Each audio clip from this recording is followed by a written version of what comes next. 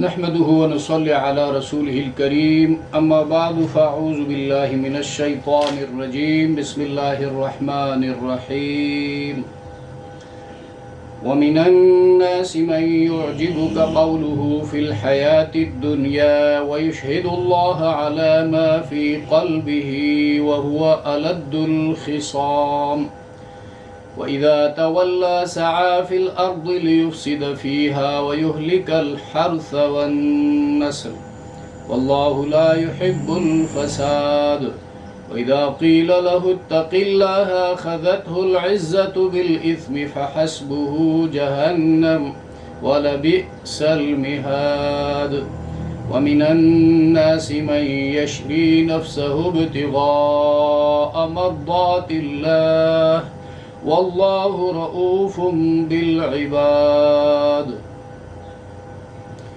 سورۃ البقرہ آیت نمبر 104 تا 107۔ لفظی ترجمہ: وَمِنَ النَّاسِ اور لوگوں میں سے بعض، من وہ ہیں، یعجبک جو پسند آتی ہے آپ کو، قولہ اس کی بات، فی الحیاتی زندگی میں، الدنیا دنیا کی، ویشہد اور گواہ بناتا ہے وہ، شہادت میں قسم کے معنی شامل ہوتے ہیں، اللہ اللہ کو، علی ما اس بات پر، جو فی قلبہ اس کے دل میں ہے، وہو اور وہ، الد الخصام، الد سخت، خصام الخصام یا تو یہ مصدر ہے یا خصم کی جمع ہے، اس کے معنی بھی ہے جھگڑا کرنا، اور اضافت یہاں پر الد الخصام میں اضافت ہے، وہ اضافت بمعنی فی ہے، یعنی جھگڑا کرنے میں سخت۔ اب قاعدہ ہے جب مضاف مضاف الیہ دونوں ہم معنی ہوں، دونوں کا معنی ایک ہو، اب یہ الد جو ہے اس کا معنی سخت ہے اور اس کا معنی بھی جھگڑا کرنا ہے، اور خصام جو ہے جھگڑالو ہے، تو دونوں کا معنی ایک ہو گیا، تو مضاف کو خالی کیا جاتا ہے اس معنی سے جو اس میں موجود ہے، اس کو تجرید کہتے ہیں، تجرید۔ لہذا الد الخصام، الد کے معنی جو مضاف ہے، الد کا معنی ہوگا سخت اور خصام جھگڑالو، تو اب ترجمہ ہوگا الد الخصام سخت جھگڑالو ہے۔ وَإِذَا اور جب تولا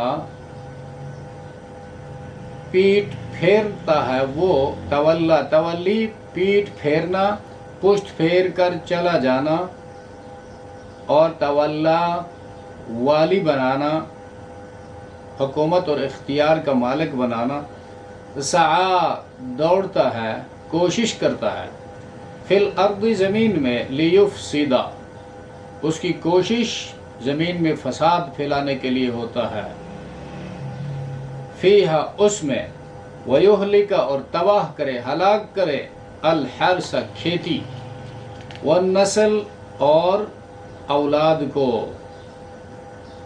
واللہ اور اللہ تعالی، لا یحب الفساد نہیں پسند کرتے فساد کرنے کو یا بگاڑ پیدا کرنے کو۔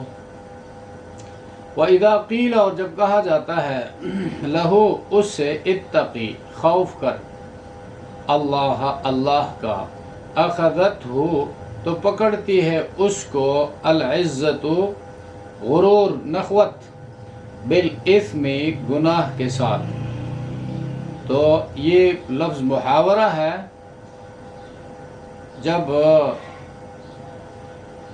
غرور کی وجہ سے کسی بات پر، کسی کام پر کسی کو غصہ چڑھ جاتا ہے تو اس وقت کہتے ہیں اخذتہ العزہ۔ تو یہ منافق بھی یہ ایسا ہی تھا، جب اسے کہا جاتا تھا کہ تمہارے کرتوت، تمہارے اخلاق حالات درست نہیں ہے، ٹھیک ہو جا، اتق اللہ خدا کا خوف کر، تو اخذتہ العزت تو اس کا پارا چڑھ جاتا تھا، بالاسم گناہ کے ساتھ، بالاسم یعنی پارا چڑھ جاتا تھا اس غرور کی وجہ سے وہ اس نصیحت کو قبول نہیں کرتا تھا، وہ غرور رکاوٹ بنتا تھا نصیحت کو قبول کرنے کی راہ میں۔ فحسبہ، پس کافی ہے اس کو جہنم، دوزخ، ولبئس، اور البتہ برا ہے وہ المہاد، گہوارہ، مہاد ٹھہرنے کی جگہ۔ ومن الناس من یشری نفسہ، جو خریدتا ہے اپنی جان، ابتغاء، چاہتے ہوئے، ابتغاء چاہنا، یہ مفعول لہو واقع ہوا ہے، یعنی جس کی وجہ سے کوئی کام کیا جائے۔ مرضات، خوشنودی، مرضات یہ بھی اسم مصدر ہے، رضامندی اور خوشنودی کے معنی میں بھی استعمال ہوتا ہے۔ اللہ، اللہ کی، واللہ، اور اللہ تعالیٰ، رؤوف، نہایت مہربان ہے، بالعباد، اپنے بندوں پر۔ اچھا، ان آیات میں جو مضمون بیان ہوا ہے اس کا گزشتہ کے ساتھ ربط اور مناسبت ہے۔ منا میں کفار اور منافقین نے دعا کی تھی۔ منافقین نے صرف دنیا مانگی کہ یا اللہ ہمیں دنیا عطا کر، اور اب بتایا گیا تھا بدقسمتی سے آج کا مسلمان بھی وہاں جا کر یہی کچھ کرتا ہے۔ تو اس خصلت اور ان اخلاق سے اپنے آپ کو دور رکھنا چاہیے۔ اور جو اہل ایمان ہیں وہ دنیا بھی مانگتے ہیں اور دین بھی مانگتے ہیں، دونوں اللہ کے پاس ہیں، تو دونوں مانگنا چاہیے۔ اب یہاں پر جس نے دنیا مانگی تو مقدر کی ملی، اور اس کا حال یہاں پس منظر میں اخنس ابن شرائق ایک منافق تھا، بڑا مالدار اور عزت دار و فصیح و بلیغ زبان کے لحاظ سے خدمت نبوی میں آیا کرتا تھا اور قسمیں کھا کھا کر اسلام کا دعویٰ کرتا تھا، اور نبی کریم صلی اللہ علیہ وسلم اس کی عجیب و غریب اور اس کی جو جنرل نالج ہوتی تھی حالات و واقعات کے بارے میں، ان باتوں سے متاثر ہو کر ان کو قریب بٹھاتے تھے۔ پھر جب وہ مجلس نبوی سے برخاست ہو کر چلا جاتا تو پھر وہ واہی تباہی کام معاشرے میں انجام دیتا کہ جس سے دیکھ کر انسانی عقل دنگ رہ جاتی تھی کہ یہ اللہ کے رسول کی مجلس میں کیا کرتا کہتا ہے، اور باہر نکل کر اس کے مقابلے میں اس کی کرتوت کیا ہے۔ تو یہ فساد پھیلاتا تھا، شرارت کرتا تھا، لوگوں کو ستانے میں لگ جاتا تھا، اور کسی کی فصل کو جو پکنے والی ہوتی تھی اس کو آگ لگاتا تھا، کسی کی مویشیوں پر رات کو حملہ کر کے ان کو قتل کر دیتا تھا۔ تو لوگوں کے گدھے جو ہے ان سے محفوظ نہیں تھے، ان کو مار ڈالتا تھا۔ جب ان سے لوگ کہتے بھئی اتق اللہ، یہ کیا کر رہے ہو، اپنے کو تم بظاہر مسلمان کہلاتے ہو، اس لیے کہ منافق جو ہے وہ قومی مسلمان ہوتا ہے اور دینی کافر ہوتا ہے، تو اس کا پارا چڑھ جاتا تھا۔ یعنی یہ یہاں پر جو عبارت ہے اخذت العزت بالاسم، یہ محاورہ ہے، یعنی کوئی اس کے مزاج کے خلاف بات کرتا تھا، اس کی رائے کے مقابلے میں رائے دیتا تھا، تو یہ تکبر میں، غرور میں آپے سے باہر ہو جاتا تھا اور کسی کو خاطر میں نہیں لاتا تھا اور ضد میں بھر جاتا تھا۔ یہ صرف دنیا مانگنے والوں کا حال ہے، ان کا ٹھکانہ قرآن نے کہا جہنم ہے اور برا ٹھکانہ ہے۔ اس کے مقابلے میں بالکل اس کی ضد دوسرا واقعہ ہے، جو دین اور دنیا دونوں کی خوبیاں مانگنے والے ہیں، ان کا حال بھی بیان ہوا۔ ومن الناس من یشری سے صہیب رومی رضی اللہ تعالی عنہ، روم یہ اٹلی والا روم مراد نہیں ہے، یہاں پر یہ یاد رکھنا ہے، یہ چھوٹا گاؤں تھا دور مکے سے کافی فاصلے پر، یہ اس گاؤں سے آ کر مکے میں آباد ہوا تھا اور کافی مال کمایا تھا۔ اور جب نبی کریم صلی اللہ علیہ وسلم ہجرت کر کے مدینہ منورہ چلے گئے تو یہ بھی چل نکلا اور مال وغیرہ سارا مکے میں رکھا تھا، اور یہ تھا غضب کا تیر انداز، تو راستے میں کفار نے اس کو گھیر لیا اور ان کو پتہ تھا کہ یہ مسلمان ہوا ہے. اس نے کہا میں جا رہا ہوں، مجھے چھوڑ دو. تو انہوں نے کہا نہیں، تم ہمارے گاؤں میں آ کر ہمارا کھا پی کر ہمارے علاقے میں رہ کر مال کمایا، زندگی بسر کی، اور اب دین چھوڑ کر جا رہے ہو، ہم تجھے چھوڑنے والے نہیں ہیں. تو اس نے کہا تمہیں معلوم ہے کہ میں تیر انداز آدمی ہوں، میرا کوئی تیر جو ہے، کوئی فائر میرا مس نہیں ہوتا. میرے پاس جتنے بھی تیر ہیں وہ سارے اپنے ترکش سے نکال کر دکھا دیے. یہ سارے تیر تمہارے اوپر برساؤں گا، اور پھر اگر تم مجھ تک پہنچ سکے تو پھر تلوار استعمال کروں گا. اس کے بعد پھر ہاتھا پائی ہوگی. اس کے بعد دیکھیں گے جو بچتا ہے، جو نکلتا ہے. اور اسے بہترین اور نفع کا سودا یہ ہے، میں تمہیں ایک طریقہ بتاتا ہوں. میرا جو مال ہے مکے میں جہاں میں نے اس کو رکھا ہے، وہ ایڈریس تمہیں بتا دیتا ہوں، جگہ تمہیں نشاندہی کرتا ہوں، جاؤ وہاں سے جا کر وہ لے لو، تمہارا کام بن جائے گا. اور میں نکلوں گا اپنے پیغمبر سے ملنے کے لیے، مدینہ جانا ہے. تو وہ لوگ اس پر راضی ہو کر حضرت صہیب رضی اللہ تعالیٰ عنہ صحیح سلامت مدینہ منورہ پہنچ گئے. جب انہوں نے نبی کریم صلی اللہ علیہ وسلم کو یہ واقعہ سنایا تو اللہ کے رسول صلی اللہ علیہ وسلم نے 2 مرتبہ ارشاد فرمایا تمہارا سودا نفع بخش رہا، تمہارا سودا نفع بخش رہا. یہ بطور مثال کے ایک واقعہ آپ کے سامنے عرض کیا، اور حیات صحابہ کے اندر اس کی سینکڑوں مثالیں آپ کو مل سکتی ہیں. بطور مثال یہ ایک بات کافی آیت کو سمجھنے کے لیے.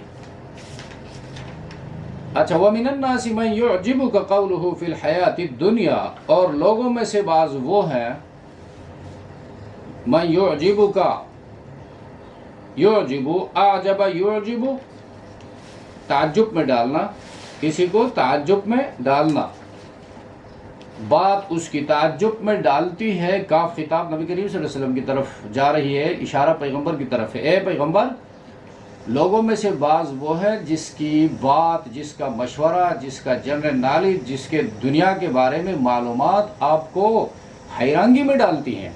فی الحیات الدنیا، دنیا کی زندگی میں.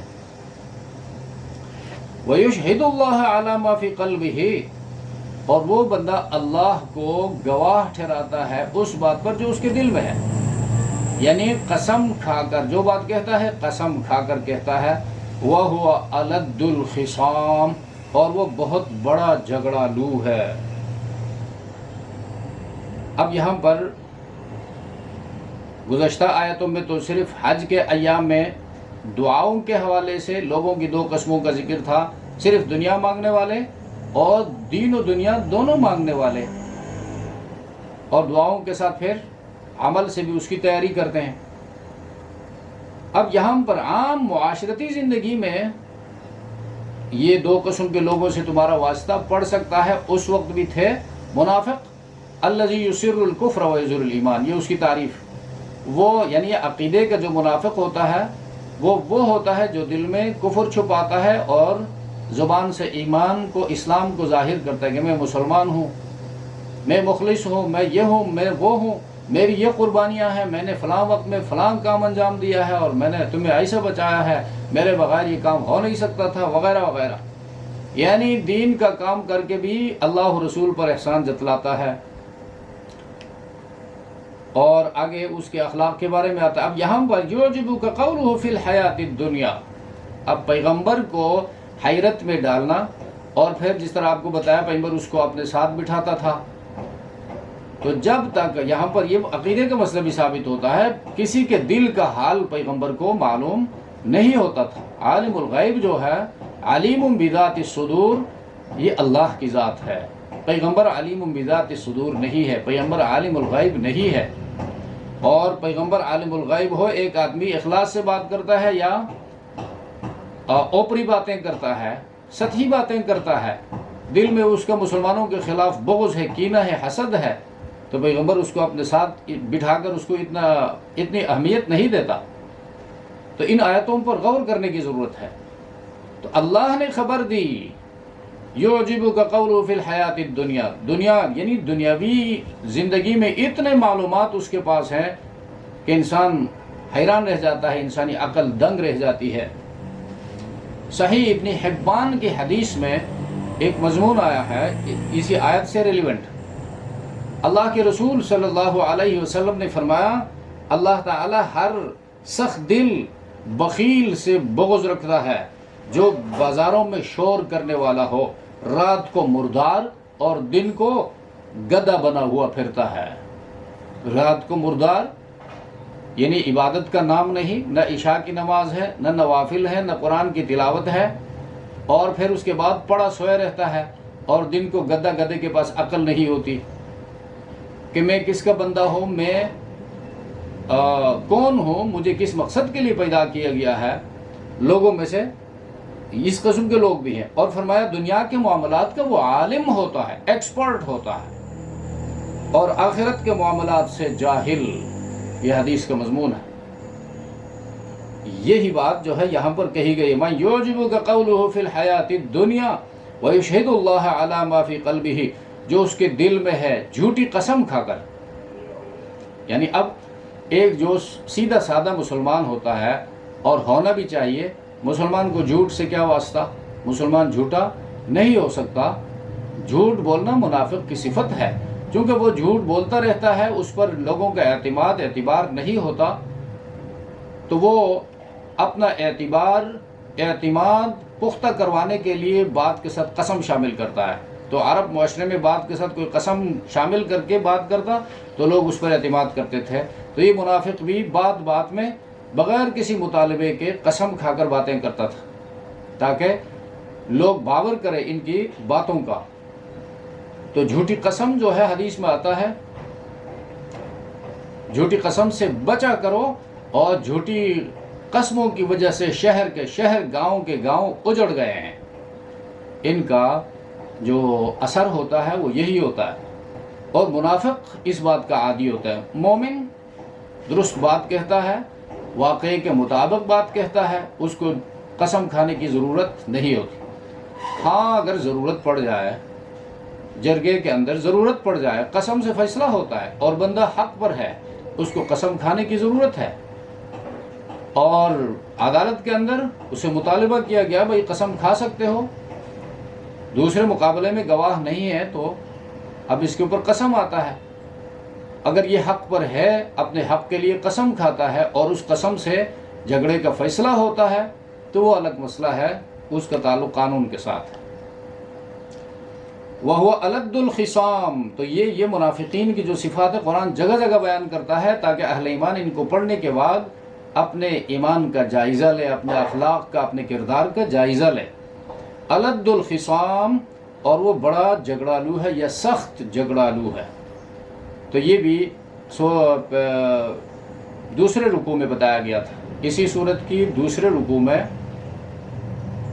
منافقین کی جو صفات بیان ہوئی تھی، وَإِذَا خَاصَمَ فَجَرَ، منافق جو عملی ہوتا ہے، عمل کا منافق ہے، جب جو ہی کسی کے ساتھ اس کا ان بن ہو جاتا ہے تو گالی گلوچ پہ اتر آتا ہے۔ مقابلے میں کوئی ایک بات سخت اس کو سنائی دیتی ہے، مد مقابل اس کو سخت بات کہہ دیتا ہے تو یہ گالی اس کو سناتا ہے۔ وہ اگر ایک گالی بکتا ہے تو یہ 10 گالیاں سناتا ہے۔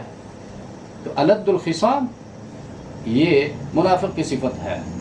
وَإِذَا تَوَلَّى سَعَى فِي الْأَرْضِ، اب یہ اس مجلس میں اس کی حیثیت یہ ہے، اس کا حال یہ ہے، جب نبی کریم صلی اللہ علیہ وسلم کی مجلس سے نکل کر جاتا، تَوَلَّى سَعَى فِي الْأَرْضِ، جب منہ موڑتا، سعی فی الارض، تو کوشش کرتا، زمین میں کوشش کرتا، جس کے پاس جاتا، جہاں سے گزرتا، اپنے دوستوں سے ملتا، ہم خیالوں سے ملتا، تو لیفسد فیہا، تو کوشش کرتا زمین میں فساد کی۔ اب فساد بات کے ذریعے، فساد عمل کے ذریعے، بات کے ذریعے نبی کریم صلی اللہ علیہ وسلم کا جو لایا ہوا نظام زندگی، نظام بندگی ہے، اس کے خلاف لوگوں کو اکساتا۔ اور یہی بات اسی صورت کی پہلی رکوع میں بتائی گئی ہے، انما نحن مصلحون، جب ان سے کہا جاتا تھا کہ بھئی یہ فساد مت کرو، لا تفسدوا فی الارض، کہ تم محمد کے مقابلے میں اپنی خواہشات کی تبلیغ کرتے ہو اور لوگوں کو ان کے خلاف جمع کرتے ہو، اکساتے ہو، تو وہ کہتے ہیں انما نحن مصلحون، ہم تو ریکنسیلیشن والے ہیں، اصلاح کرنے والے ہیں، لوگوں کے اندر موافقت پیدا کرنے کے لیے ہم اس قسم کی باتیں کرتے ہیں. ہمارا مقصد جو ہے پیغمبر کی مخالفت نہیں ہے.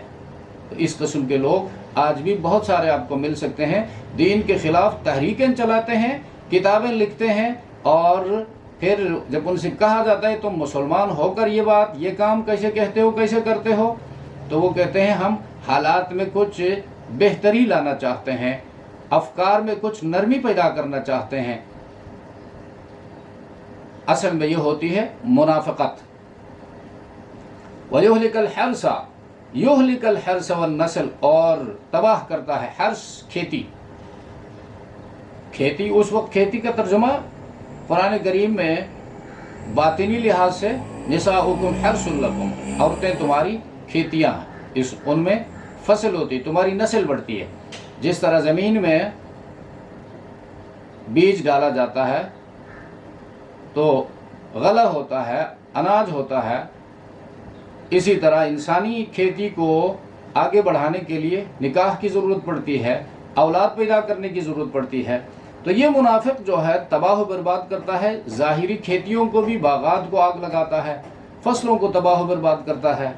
والنسل، اور مویشی کو، مویشی، ظاہری مویشی، یہی بھیڑ بکریوں کے ریوڑ کو ہلاک کرتا تھا، موقع پا کر اپنے ساتھیوں کو لے کر ان کو نقصان پہنچاتا.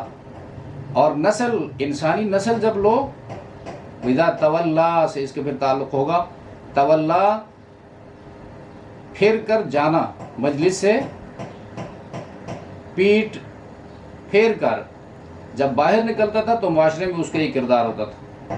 اور تولا جب والی بنانا، والی، یہ دونوں لفظ سے آئے ہیں. جب اس کو والی، مقتدر، اقتدار ملتا اور اس کے پاس قانون سازی کی طاقت آ جاتی، وہ حکومت کی کرسی پر بیٹھتا، تو یہلک الحرث والنسل، فصلوں کو تباہ کر دیتا. اور اب تباہ کرنے سے مراد اپنی عیش و عشرت کے پیچھے پڑ کر ان کی طرف کوئی توجہ نہ دے کر ان کو تباہ و برباد کر دیتا. حالانکہ دنیا کو، زمینوں کو، باغات کو آباد کرنے کا، زیادہ فصل حاصل کرنے کا حکم ہے، اور انسانوں کے لیے زندگی کو خوبصورت بنانے کا حکم ہے، اور یہ حکمرانوں کی ذمہ داری ہے. لیکن حکمران اپنی عیش و عشرت میں پڑھ کر اور پیغمبر کی زندگی کے خلاف آگے بڑھ کر یہلک الحرث والنسل، اور انسانوں کی تباہی، مویشی کی تباہی اور انسانوں کی نسل کی جو تباہی ہے، وہ آپ دیکھتے ہیں یہ آیت خاندانی منصوبہ بندی کے خلاف دلیل ہے.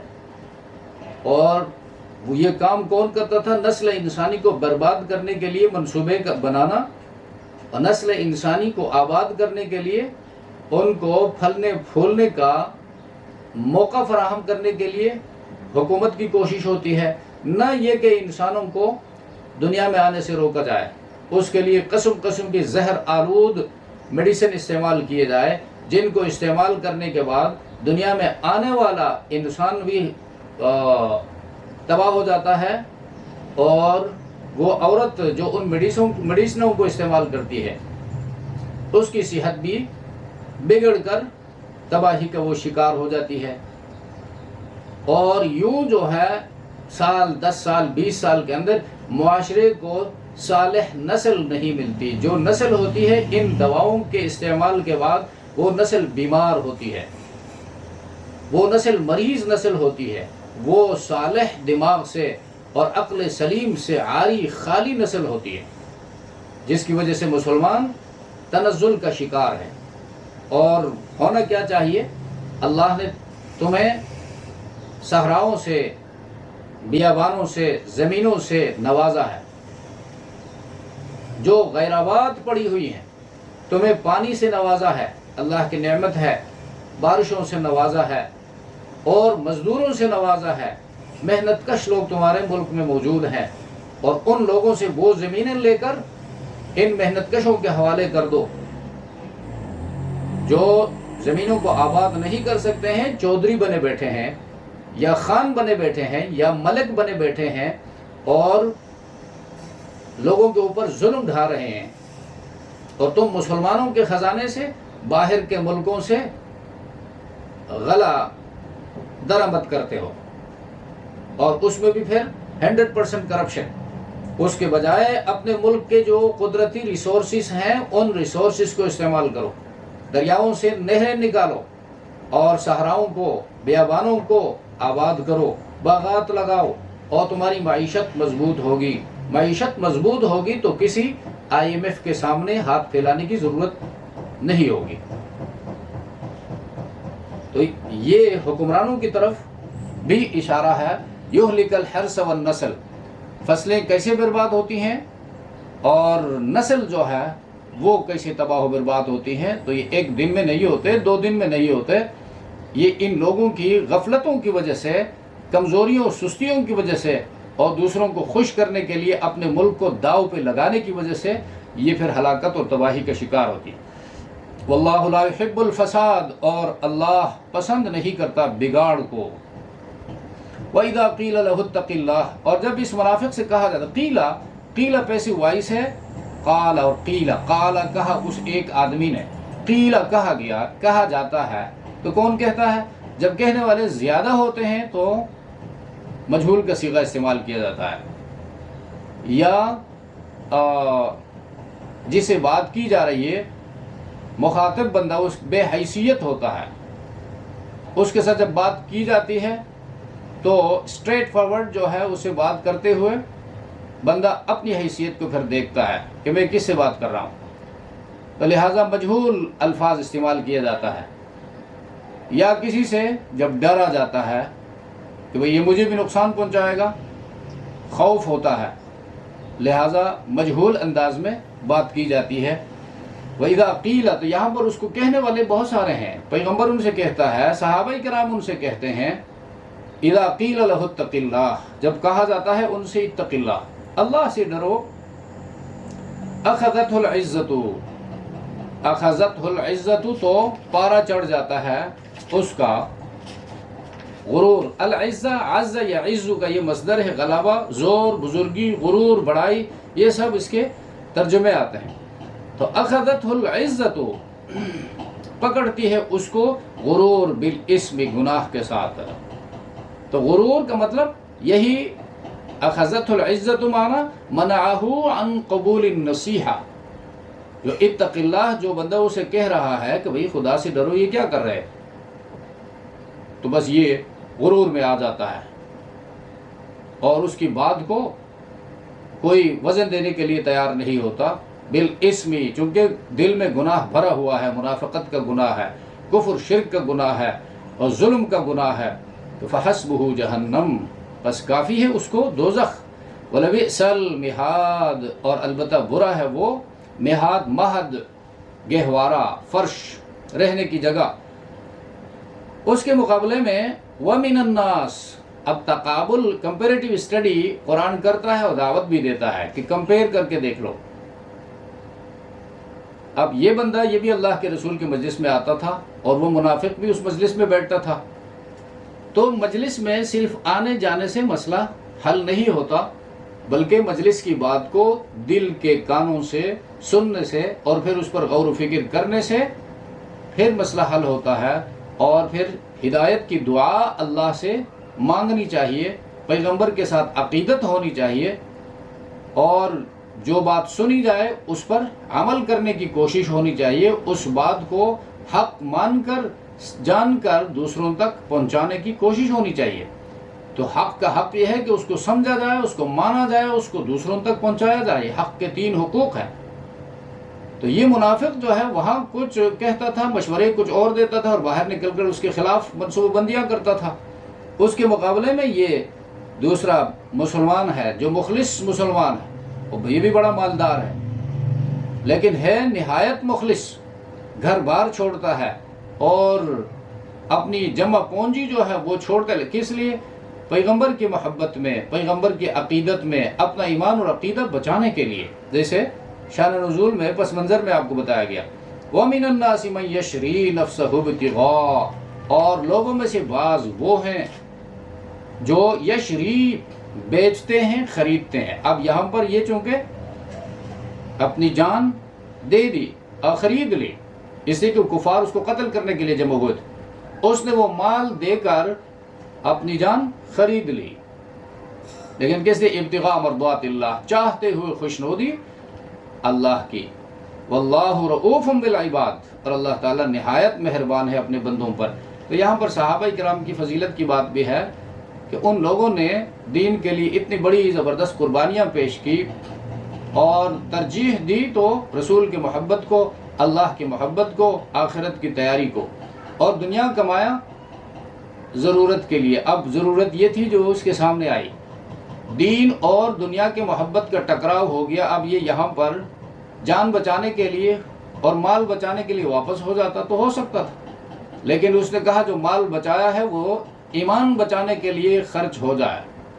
اب یہ ہم سے بھی یہی مطالبہ ہے کہ مال تم نے جمع کر رکھا ہے دین سیکھنے کے لیے، ایمان سیکھنے کے لیے، یہ مال لگاؤ ابھی تاکہ ایمان مضبوط ہو جائے۔ قربانی مانگتا ہے، قربانی سے انسان کو عظمت ملتی ہے، ایمان کو طاقت ملتی ہے، یہ دونوں قربانیوں کا تقاضا کرتے ہیں۔ اور ہم ہیں کہ نہ مال لگانے کے لیے تیار ہیں، نہ وقت دینے کے لیے تیار ہیں، نہ جان دینے کے لیے تیار ہیں، اور اللہ سے مانگتے ہیں کہ یا اللہ ہمیں جنت الفردوس عطا فرما۔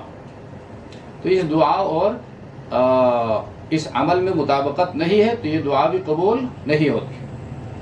رؤوف بالعباد، رحیم اور رؤوف جو ہے، رؤوف رافت سے نکلا ہے، رحیم عام ہے، رحمت۔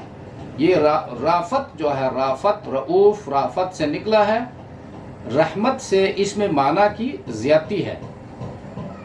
رؤوف جو ہے نعمت عطا کرنے کے ساتھ تکالیف سے بچانا، نعمت عطا بھی کرتا ہے۔ رؤوف وہ ذات ہے جو نعمت عطا بھی کرتا ہے اور تکالیف سے بھی بچاتا ہے، اور کم عمل پر بہت زیادہ اجر عطا فرماتا ہے۔ رؤوف اس کو کہتے ہیں۔ کفر سے کوئی بندہ، شرک سے بندہ توبہ کرتا ہے تو اس کا توبہ بھی قبول کرتا ہے۔ مال اور نفس اللہ کے عطا کردہ ہیں، ان کو بندہ اللہ کی راہ میں لگاتا ہے تو اس کو بھی پورا پورا اجر عطا فرماتا ہے، جس طرح یہاں پر بیان ہوا۔ تو اب یہ جو ہے رؤوف اور رحیم میں فرق ہے جو مفسرین نے نقل کیا۔ سبحان ربک رب العزت عما یصفون وسلام علی المرسلین والحمد للہ رب العالمین۔